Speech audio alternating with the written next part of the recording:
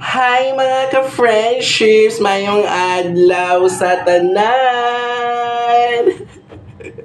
Mga ka-friendships! Kamusta na kayong lahat? Na-miss niyo ba? Ang ganda ng wala ninyo? Cheers lang mga friendships.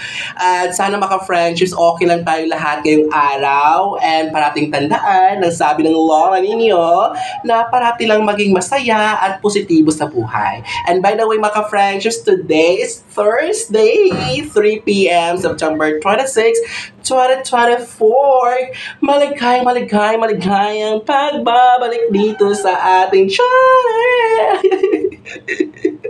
So mga ka-friendships, alam ko may idea na kayo kung ano pag-uusapan natin sa ating video ngayon. Di ba nakita nyo ng ating thumbnail bago nyo i-click at makita at masilayan ang kagandahan ng lola ninyo? At of course, di ba nakita at nabasa nyo rin sa ating title ngayon? Yes, mga friendships, tama lahat ng mga nakita at nabasa ninyo dahil yan ang ating pag-uusapan sa ating video ngayon. Dahil mga friendships, for today's video, may kinalaman ito sa post natin sa ating Facebook page.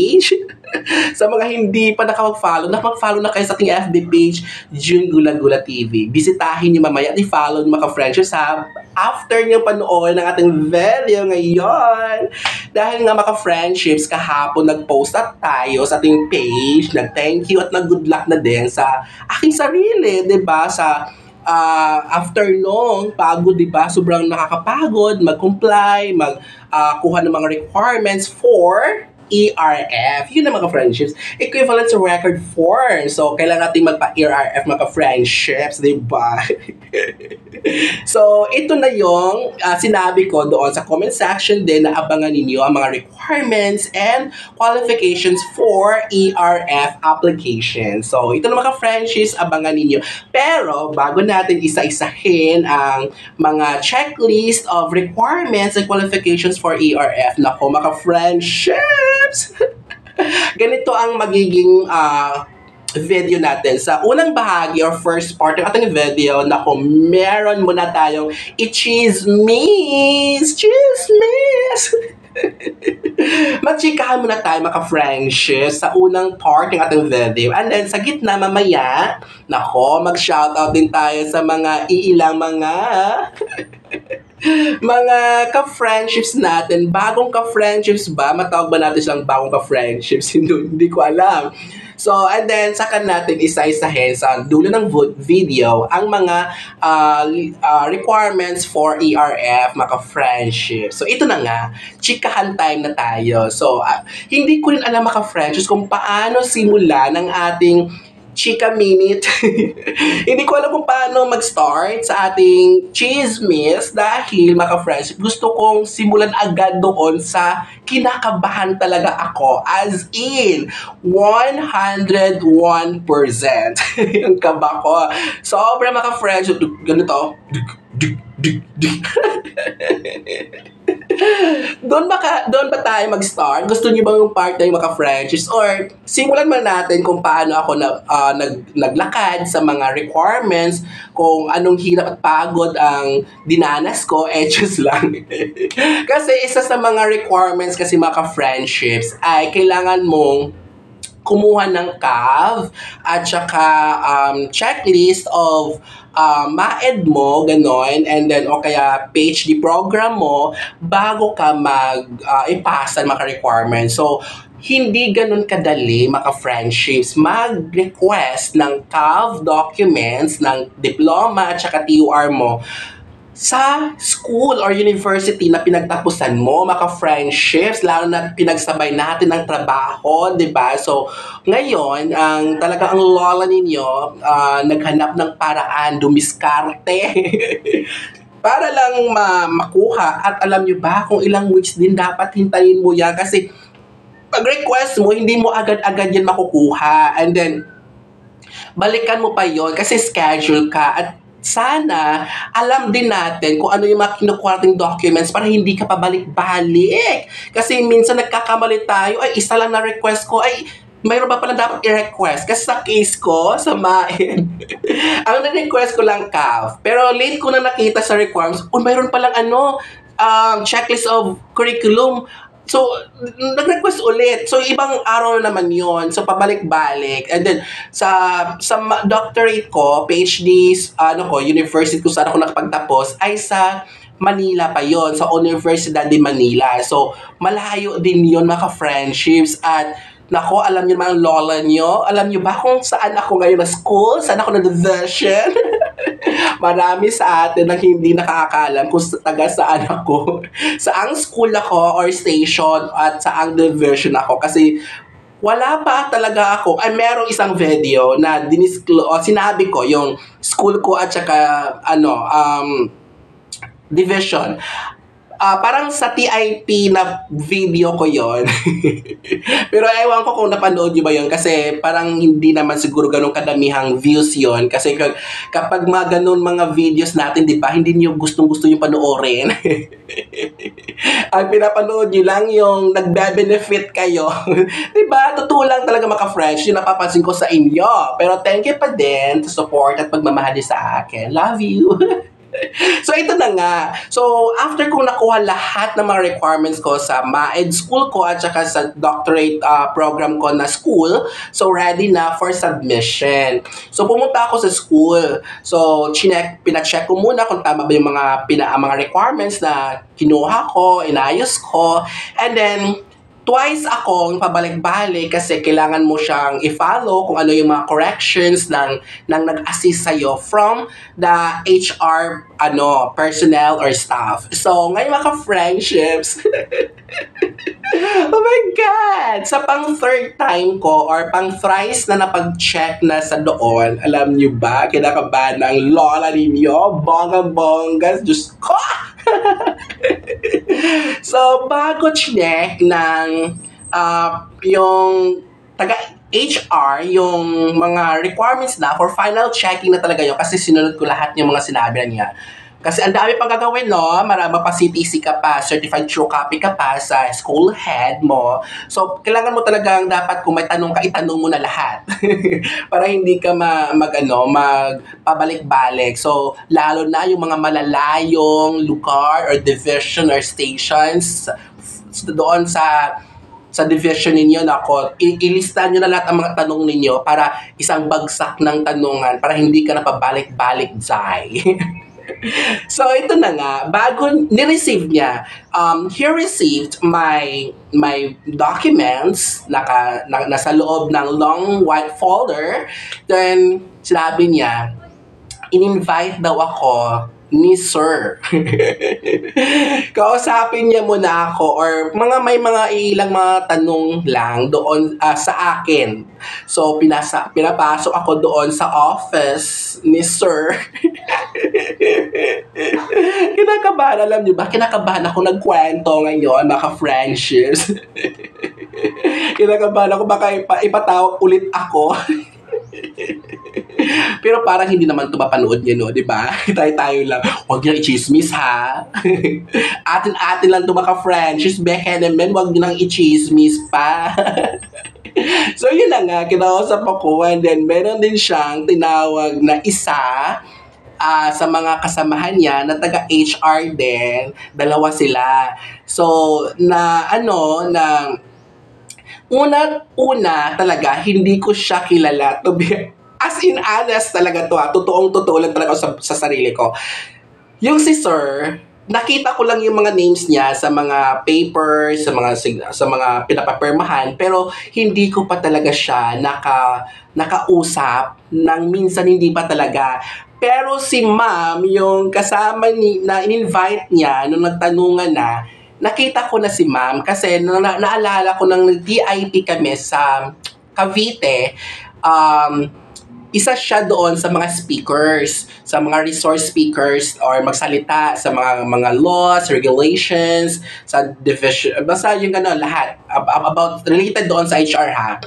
Promotions, ganon, ERF. So, naalala ko na siya. So, isa doon ako sa mga nagtanong nung part ng topic niya ay about sa ERF. So, requirements and qualifications for ERF na. So ngayon, sinundan ko talaga yung sinabi niya sa akin na after 1 year, pwede na ako, basta ito yung rating ng IPCRF ko, maka-O daw ako. So, dapat isang taon, makabuo ako ng isang taon, then sa IPCRF ko ay O. So, pero yung O na yan pala, parang nag-adjust na ata kasi nung sinabihan ako ni Sir, yung nag-assist sa akin sa HR sa mga papers ko ay kahit VS, goods na, okis na yon. So, ngayon, ito na nga ang kwento. Wag niyong ikwento to, maawa kayo sa akin. It's just char. So, ito na nga, si Sir nagtanong sa akin. So, nung una, pagkita ko, natuwa ako. Natuwa lang may kaba. Natuwa ako na may kaba. Alam niyo ba kung bakit ako natuwa? Natuwa ako kasi gwapo si Sir. Gwapo si Sir! Gwapo siya, pero kinakabahan dahil bakit ako kakausapin.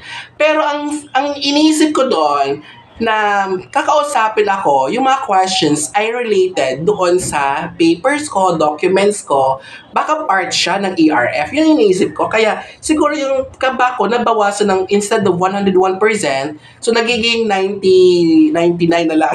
Minus 2.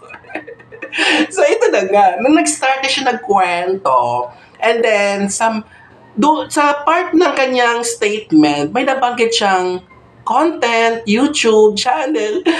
Doon ako mas lalo ako kinabahan, nadagdagan ng nag-triple yung minus na 2 na. So, nagiging my goodness, sobra talaga ako kinakabahan. Sabi ko, Lord, nag-isip talaga ako noon, Lord, bakit? Hindi mahaharangan ba? Magkakaproblema ba ang application ko sa ERF? Ganun. Tapos, so tuloy lang, nakinig lang ako sa kanya, nakinig. Sabi ko, tapos nung, patapos na siya pa-question na sana siya. Sabi ko, Sir, paano niyo po nalaman ang channel ko? Di ba virgin talaga ang boses? Napapa-virgin talaga tayo doon. As in, pero kinabahan talaga. As in, legit. Legit talaga yung kapa ko. As in, pero napapa-virgin yung boses ko. Kasi nagpapakit ako just lang. Wapo si Sir. So ngayon, ganito na.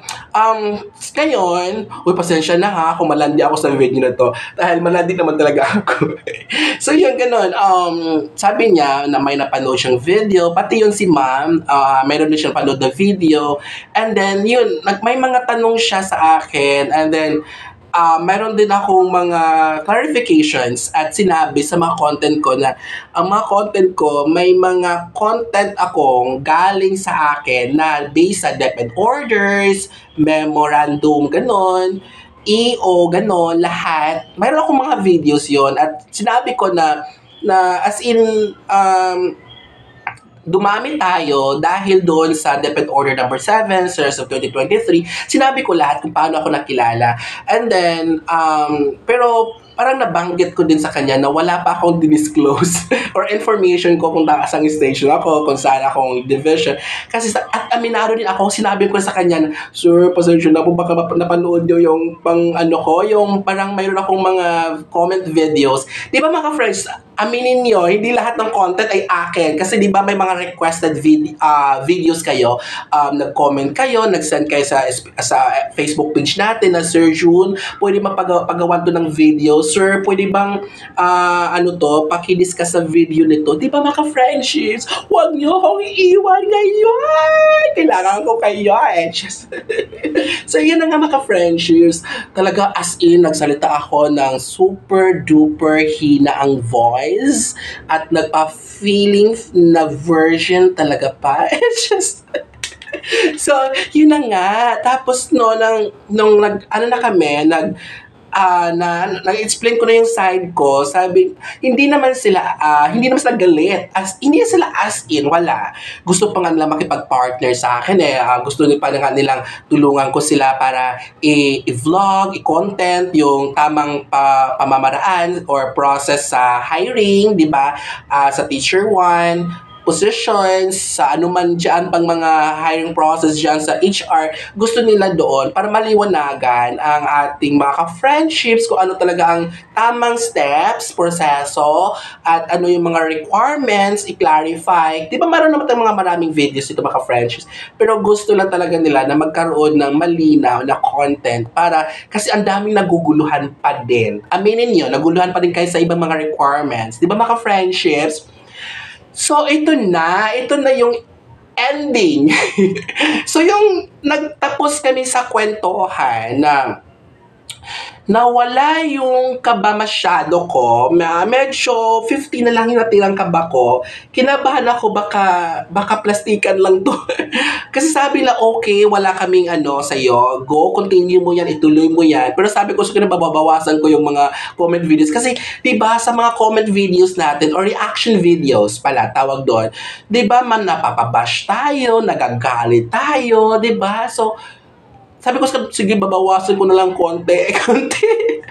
Yung content kong reaction videos, di ba? Ang lala ko din kasi kapag nag-react sa isang usapin na alam nating mali ang practice, mali ang ginagawa ng isang division. Di ba mga friendships? So, ito na. Iyon na nga ang kaba ko. Umuwi ako, natulog ako na may kaba pa din. Pero ngayon, masaya na ako. Masaya na ako mga friendships kasi nakatulog na. Nakatulog kagabi. Maayos ang tulog ko. At nakatulog ko maaga din dahil wala ng internet. Nag-internet outage din. No internet connection kami ng Converge. Ewan ko, baka talagang problema, tinopak ka naman si Converge. So ito naman ka-friendships, 'di ba? Unang part, yung chika ko 'yon, 'di ba? At ito na nga ang shout out natin. Kailangan natin i-shout out sila. Hi mga moms and sirs. Mom lang pala. Ang mom sila kasi yung unang nakausap ko dati, nako, ito din nakalimutan ang pangalan, pasensya na lang. Kasi ito sila maka-friendship, mga personal staff sa HR ng, pwede ba, bagitin ko dito sa akong station, sa akong HR division. Kasi magka-friendship, ito talaga, dati ko pa talagang pasalamatan to mga tao na to dahil talagang wala kang masabi. As in, worth it ang oras at yung pagpunta mo sa office nila. Mapapawaw ka na lang sa after mo galing dyan sa office na paglabas mo, sabi mo, wow! As in, sulit at walang nasayang na oras mo pag sila ang kaharap mo.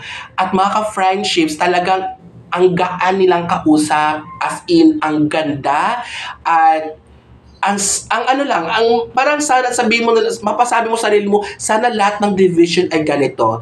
Isipin mo ka-friends, ang dami ding mga kwentong narinig natin na pag HR sa ibang division, ang taray, parang sila ang may-ari ng DepEd, di ba? Pero dito sa division na to, thank you so much, Ma'am Lori. Siya po ay si Ma'am Lorina B. Jurada o Hurada. Shout out po sa iyo, Ma'am Lori. Siya po ay Administrative Officer 4 ng HR Department sa Division of San Pedro. At taga-Landayan pa ako. Station po ko. Nasaan po ako sa school ng Landayan. And shout out po kay sa inyo, ma'am. Thank you. Ang bait talaga ni Ma'am Lori. Yung kinausap ako ni Sir. Mamaya ang pangalan. Kasi ko Sir, as in, hindi mo talaga sabihin na ang taas niya, napaka-humble, napaka-bait, sobra. Kaya pala yung mga bababait, pinagpala talaga, ang dami mga blessings dumarating. O tumunog, umagri ang tiki. Tiki, ano yung Tagalog ng tiki? Sa mga Bisaya, tiki yan. Pag tutunog yan, pag nagsabi ka, nag-agree siya, ibig sabihin, totoo yun. Di ba mga ka-friends, kinakalabutan ako. Totoo nga, di ba? Ang bait ni Ma'am Lori. Shout out Ma'am Lori. Sana marami pang taong kagaya mo din at maraming ang ganda ng serbisyo ninyo dyan sa HR. As in, walang masabi, mapapawaw ka na lang. Sana lahat ng division ay katulad sa division ng San Pedro! Sa San Pedro, Onas, sa Laguna. Yeah, tapos, sino yung isa? Si Sir! Ang gwapo niya! Sir! Si Sir Jeremy, si Sir Paul Jeremy ay aguha.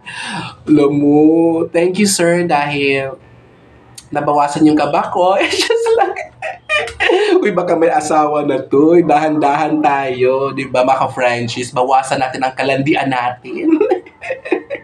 So, shout out kay sir kasi yung takot ko, nagiging komportable akong kausap na sila dahil yung tone ng boses, yung approach nila, yung the way magsalita as in pang HR talaga na wala kang ikaka-worry as in lahat ng serbisyo, lahat ng ano sa kanila dyan.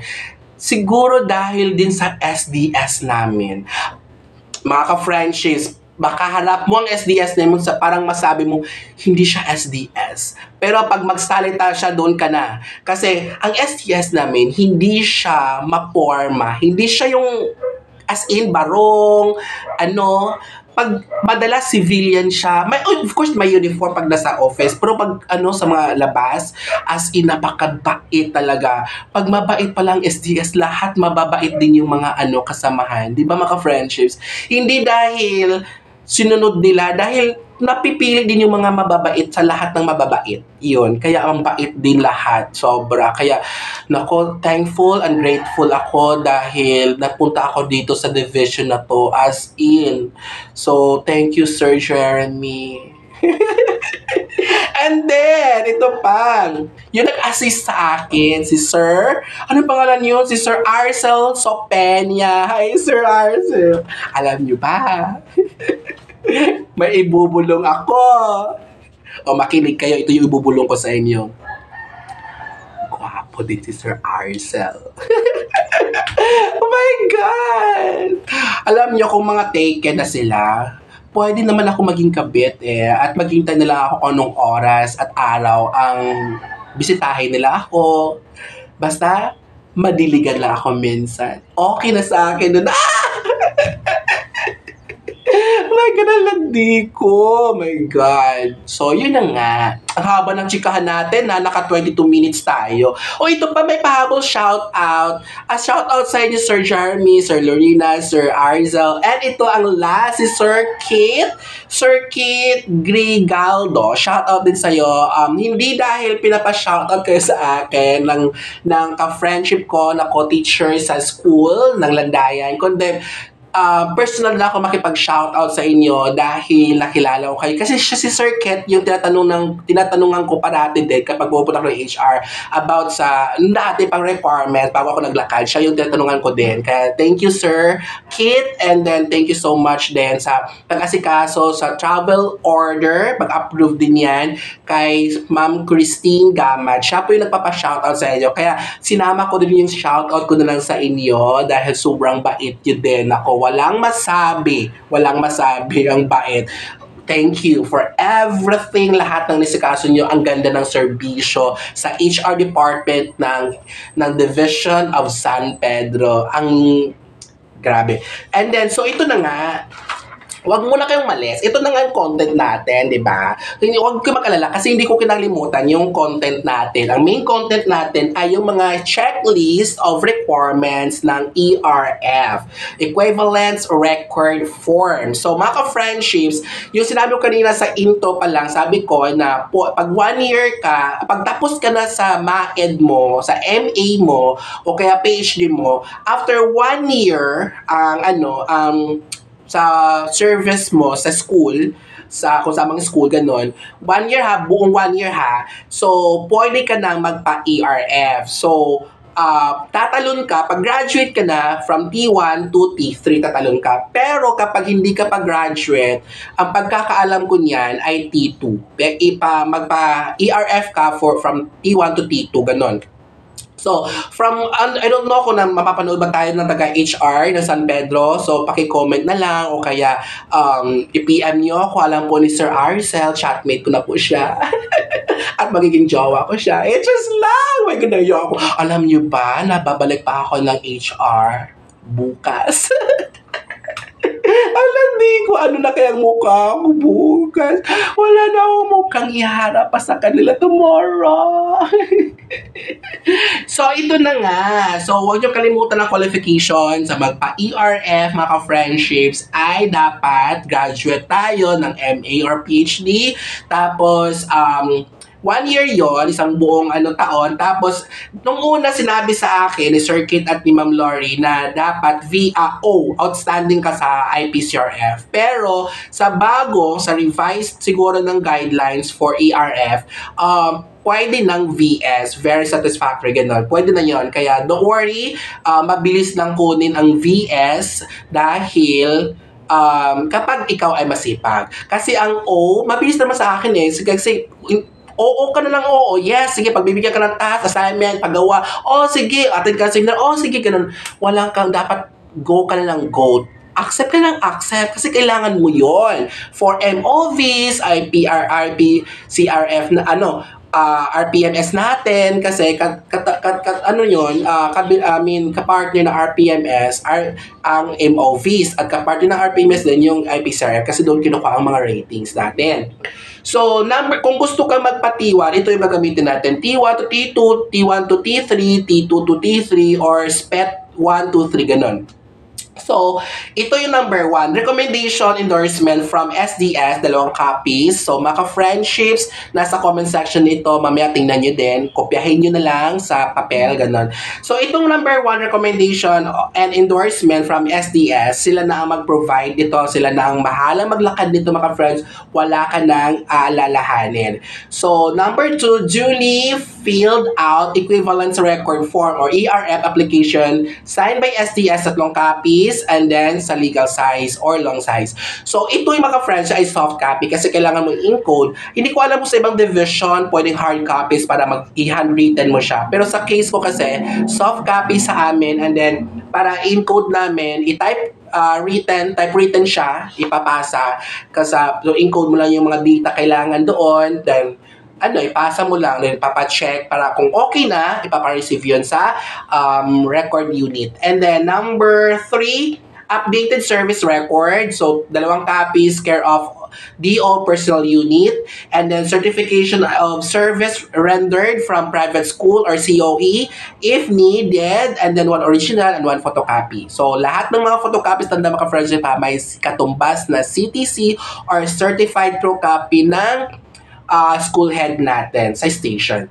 And then number 5, authenticated transcript of records for master or doctorate program by CHED. And then CAV mga friends. Ito yung sinasabi nating CAV. So, ano yung meaning ng CAV? Ang CAV ay Certification, Authentication, and Verification. So, shortcut niya, abbreviation yan ay CAV. So, mga friendships, CHED yun, and then isang original, isang copy, tapos ipa-CTC na lang yung photocopy nun sa school head natin. Number 6, certification of completed academic requirements. Ito yung para sa mga hindi pa tapos, hindi pa graduate ng MA. So, dapat, pwede ka na, pag-CAR, pwede na yon. And then, isang original, isang photocopy. And then number 8, proof of seminars attended or non-MA graduate, memorandum of seminars attended or source of authority if needed. Division, regional, and national. Mga ka-Francis, meron akong comment dito sa number 8, maya-maya ha. So, tapusin ko na basahin ito. Kasi pwede siyang 3 ditong category ang mag-apply ng ERF. Okay? Balikan natin yan mamaya. So, number 9, course curriculum or syllabus where MA is taken or kaya PhD na graduate, signed by the school registrar, 1 original and 1 photocopy. And then number 10, PSIPOP, so care of DO personal unit. So number 10 ay sila na dyan bahala ang DO na. And then nakalimutan ko yung number 7, rank list for the current year or SPET, mga friendships. So, mga friendships, note that all photocopies, the original documents must be clear and certified by the school head or CTC. So, ito yung balikan natin yung kanina, number 8. Sabi ko na, yung mga seminars, ang pagkakaalam ko mga friendships, no, pwede dito ang mga seminars i-attach natin pag hindi ka pa complete for for MA, hindi ka pa graduate or PhD graduate. So, ang pagkakalala ko last year during TIP namin sa mga bagong teachers, pwedeng magpa-ERF. Sorry ha, kung may nakapanood na taga-HR dito ng Division of San Pedro. Pagkakaalala ko kasi, mayroong kapag 20 plus, kasi mayroon akong ka-friendship ko teacher sa school namin na 20 plus years na siya sa private, then kasabayan ko siya sa DepEd sa ngayon, ka-batchmate ko siya.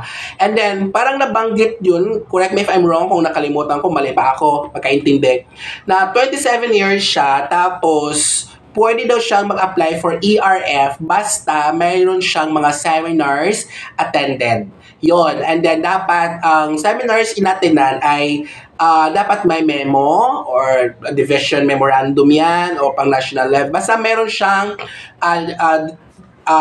division memo. So, yun. And then, yung mga card din na hindi pa complete, pangalawa yan, pwede na kayo mag-apply for ERF for T2. Kasi ang T3, pagkakalam ko din, pwede kang T3 kapag graduate ka na ng MAED or PhD. Kasi sa case ko naman, PhD na ako, holder, full-fledged PhD degree holder na ako. So, tatalon ako ng T3. So, hindi pwede muna ako sa master teacher. So, kailangan ko munang dadaan ng T3. So, yun pag sila in-explain sa akin. So, ngayon, kapag may mga matagal na kayo sa private, tapos mayroon kayong mga seminars inatinan na nakaangkla sa DepEd or memo, so, pwede nyong i-present din yon, ipa-verify, ipa-check kung pwede ba yon, counted, credited ba yon. So, yun. So, ngayon mga friends, ang lahat ng ito, nasa comment section. And then, ito yung ERF mga ka-friendships. Ito yung ERF form. So, meron kang fill upan dito. So, number 1, of course, pangalan natin. Surname, given name, and then middle name.